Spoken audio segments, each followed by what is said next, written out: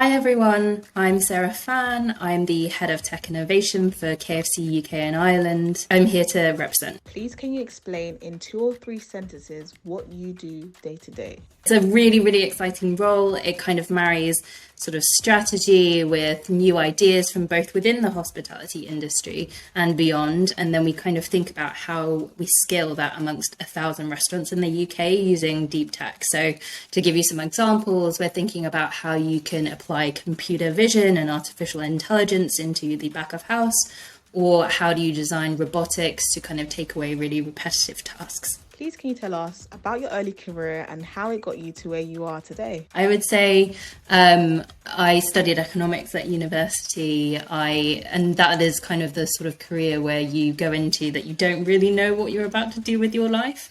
But I spent the first few years in consulting and finance.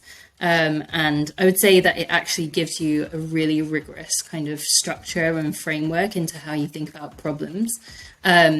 But as I was starting to, have a couple of years of experience in the finance world, I kind of realized that wasn't really my passion.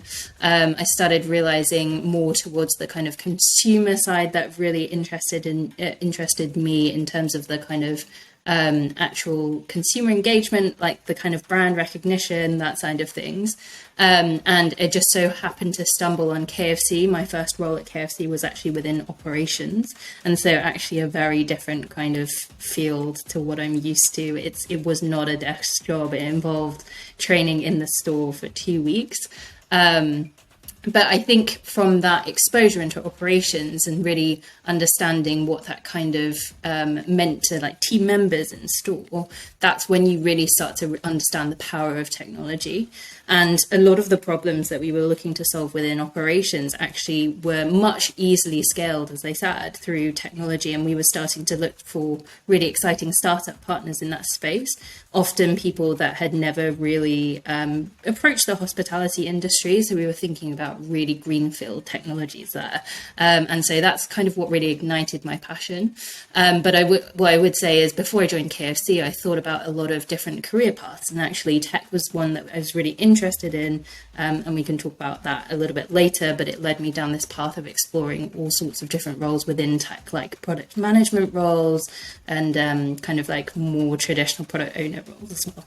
What advice would you give women wanting to make a career switch to tech with no previous tech experience? Really good question. I think the number one thing that you should definitely go out and figure out is do you actually want to pursue a career in tech? I think that's really critical. And it's often really daunting because people who don't have that existing network within tech don't really have a good sense of what the day-to-day looks like. So I remember when I was looking at sort of more product management roles, there are a number of kind of Slack communities that you can join, which are all about career pivots.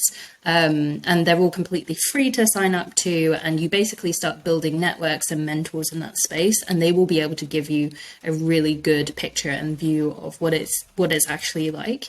That I also kind of really encourage doing cold reach outs to people. Find some common ground with people on LinkedIn who are in the space that you want to be in, whether that's kind of a startup or kind of more corporate sides like Meta or something like that, and reach out to people and actually ask them for a coffee and see if they would be willing to talk you through their work and what projects they were looking at, because I think all of that kind of feeds into something really invaluable around whether you think your skill set would match, whether you'd actually enjoy the day-to-day and all of that kind of stuff. What advice would you give to any woman facing imposter syndrome? I think I will never really get rid of it, to be completely honest with you. And I think that's mostly because my career history has started to look a lot less as straightforward as I had envisaged it to be.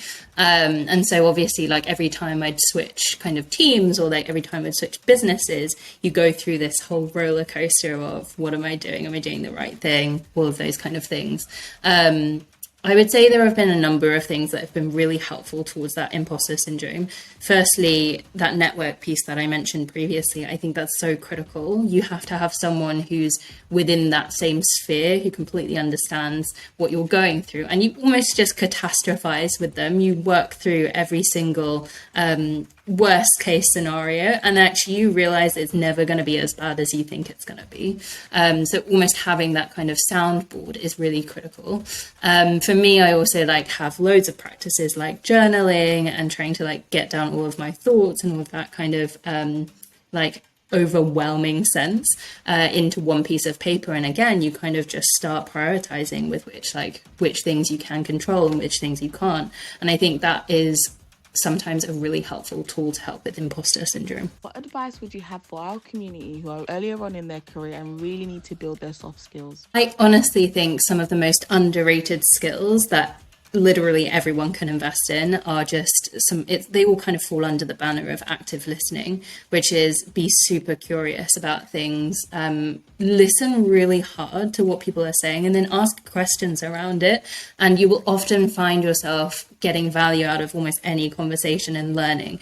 And I think in technology, and especially in tech innovation, one of the most important things is kind of being able to absorb vast amounts of information and then being able to consolidate and find out where the most valuable strategic elements are of that. And I think that's actually just a real skill that people can try and hone in their day-to-day that doesn't even have to require that much kind of further study or anything like that. How do you ensure your tech team fosters a culture of inclusivity? I think this is one of those perfect things where innovation just needs a lot of diverse opinions, and neurodiversity is one of the really key pillars of that. In terms of experiences with it, I think you will see that people actually have brilliant ideas just at different times, and they think very differently about problems. And how we have often tried to structure that to incorporate all types of diversity is through workshops and really having a very collaborative culture and a collaborative mentality. And often when you have that, you start seeing the huge benefits versus just small team silos, actually.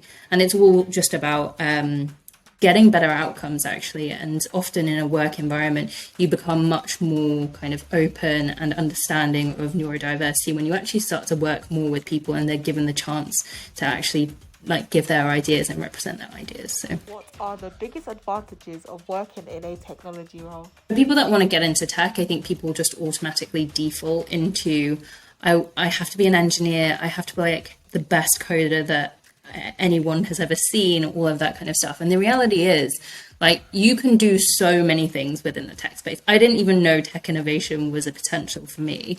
You can be product manager, where it's much less about your ability to be good at coding and much more about your ability to build relationships with people. You could literally be in HR and still be in a tech company, and that can be your eye opener and understand how the workings of tech even occur in the behind the scenes, and then you can use that information to leverage what your next path would be. I just think there are so many open avenues within tech that people don't really think about, but probably will match their skill set much better as almost a stepping stone. What successful techniques have you seen or used to make job specs appeal to diverse candidates? One of the really good things that I remember through the KFC process was that when I was going through it was that they do blind recruiting. So absolutely no names are given. A lot of stuff is actually anonymized. So you have no way of seeing who the candidate is ahead of the interview. And I think that, I'm sure we'll talk about it later, but the unconscious bias that gets removed even from that initial screening is really, really critical. I think for women in terms of careers nowadays, especially post the pandemic, there are a number of things that are very critical for to be appealing, actually. So things like flexible working, as you mentioned, remote working. I think that ability to have autonomy in how you choose to spend your time is so important for women who are trying to develop a career in tech. The reality is you could be completely remote if you're working in tech. And so there's really no reason to not be advertising that sort of thing on your job descriptions. So that's like a really big one for me. What strategies can be used to empower staff and encourage upskilling? One of the really big things that I think is important that KFC do incredibly well is that we have loads of different affinity groups. So we've got one on mental health, we've got one on neurodiversity, we've got one called the Wolf Pack.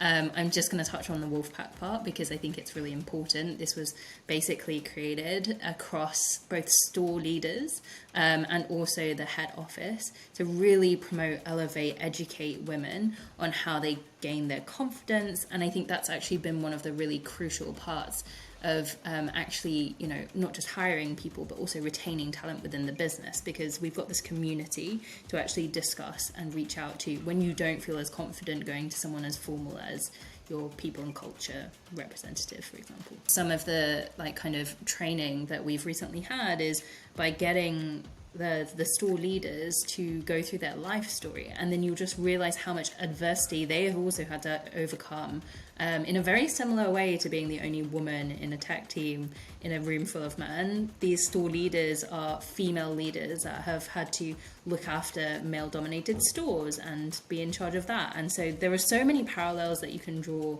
within communities, I think, and that's what makes it so powerful.